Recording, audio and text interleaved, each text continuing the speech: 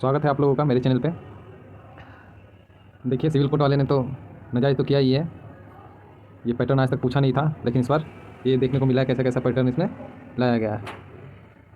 फिर भी हम लोग देखते हैं इसका आज सॉल्यूशन देखते हैं। सारे आंसर का यहाँ पे आपको आंसर किया गया है। आप सब यहाँ से मिला सकते हैं कि आपने कितना नंबर लाया है और क्या क्या है। बिना समय गवाए एकदम फटाफट चालू करते हैं और देखते हैं क्या है। नंबर 1 से क्वेश्चन से चालू करते हैं। या तो हिंदी कर दें या इंग्लिश कर दें। आज हम हिंदी में कर देते हैं, ठीक है, आप मिला लीजिएगा। कहता है भूपृष्ठ से ऊपर की ओर बढ़ते हुए परतों का सही अनुक्रम निम्नलिखित में से कौन सा होगा। तो इसका आंसर हो जाएगा भैया जो मारा हुआ है, बिल्कुल सही है। ये हो जाएगा क्षोभ मंडल, समताप मंडल, मध्य मंडल। ये बिल्कुल सही है। दूसरा क्वेश्चन है आंत जीवाणुओं निम्नलिखित में से किस विटामिन का मुख्य स्रोत है। ऑप्शन है vitamin E, vitamin C, vitamin B12। इसका आंसर हो जाएगा विटामिन B12। ये देख लेते हैं, विटामिन B12 इसका सही आंसर है।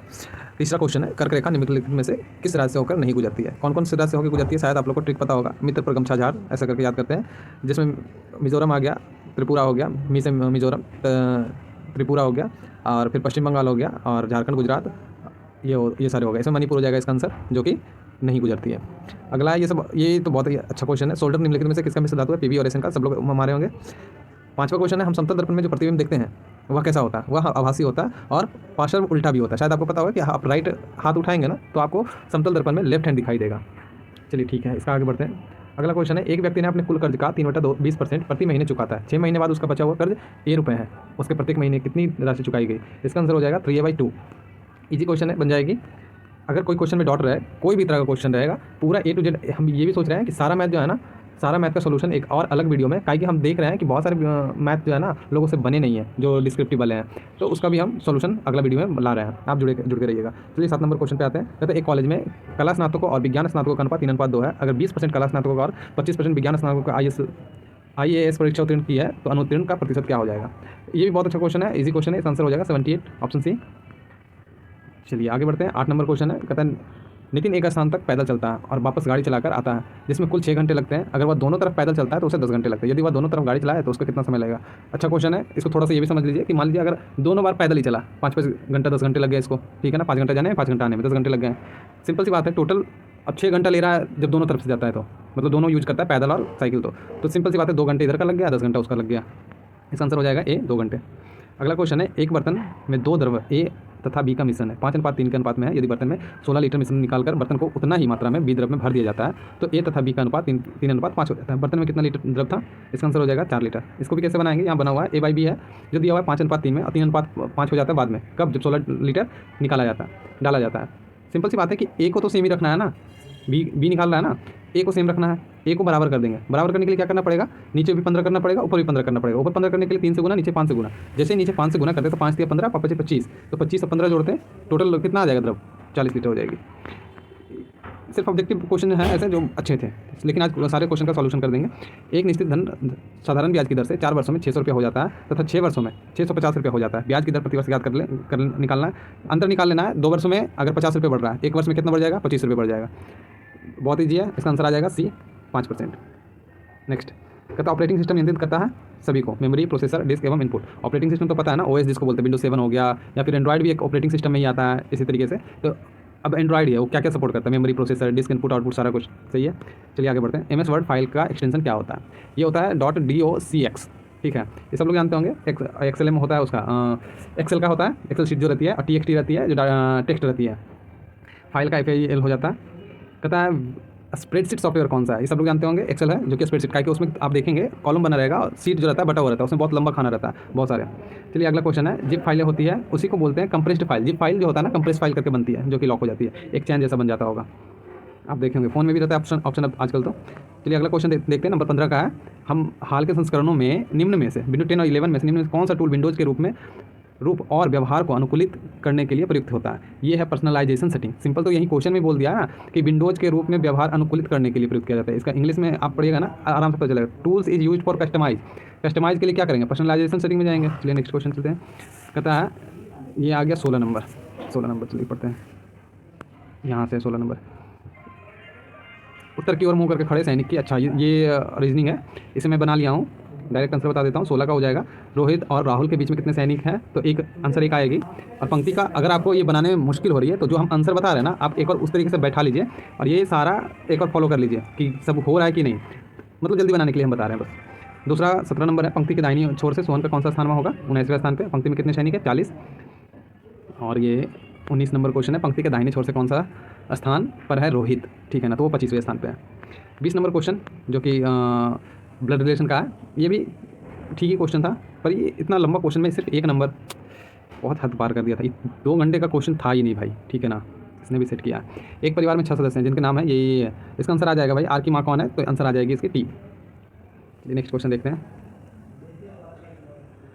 पहला है, भारत में वस्तु एवं सेवा कर जीएसटी परिषद का पदेन अध्यक्ष कौन होता है, वो होते हैं वित्त मंत्री, फाइनेंस मिनिस्टर जिसको बोलते हैं, वही जीएसटी का परिषद का पदेन अध्यक्ष होता है। दूसरा है, भारत का कौन सा प्रकार का प्राकृतिक वनस्पति अधिकतम भौगोलिक पर आच्छादित है। 2 तरह का आंसर दे सकते थे, उष्णकटिबंधीय लिख दो या पर्णपाती लिख दो, दोनों आंसर आपका सही चला जाएगा। तीसरा क्वेश्चन है, वर्ष 1928 में भारत के लिए संविधान तैयार करने वाली कांग्रेस नेताओं की समिति का अध्यक्ष कौन चुना गया था। इसमें नेहरू रिपोर्ट नहीं लिखना है, हम बता रहे हैं वहाँ पे नेहरू रिपोर्ट लिखा हुआ, लेकिन इसका आंसर होगा मोतीलाल नेहरू, ठीक है। अगला क्वेश्चन है, भारत की ओर से सभी अंतर्राष्ट्रीय संधियां और समझौते किसके नाम से होती है, ये होती है राष्ट्रपति के नाम से सारा।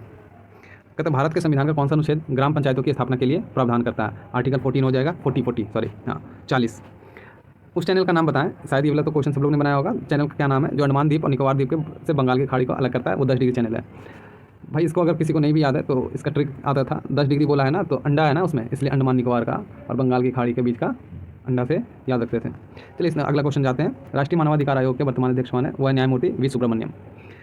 क्वेश्चन तो ऐसा था कि और डिटेल से लिखना चाहिए था, मतलब माननीय, जैसे इसमें न्यायमूर्ति जोड़ा गया, बहुत सारे ऐसे नाम रहता है जिसके आगे माननीय लिखना पड़ता है, पर जो टाइम नहीं है, जितना शॉर्ट हो सके ना एकदम वी सुब्रमण्यम ऐसे करके लिख के निकलना था भाई, बहुत टाइम मरा है। पटना उच्च न्यायालय की स्थापना कब हुई थी, 1916 में, सबको पता होगा।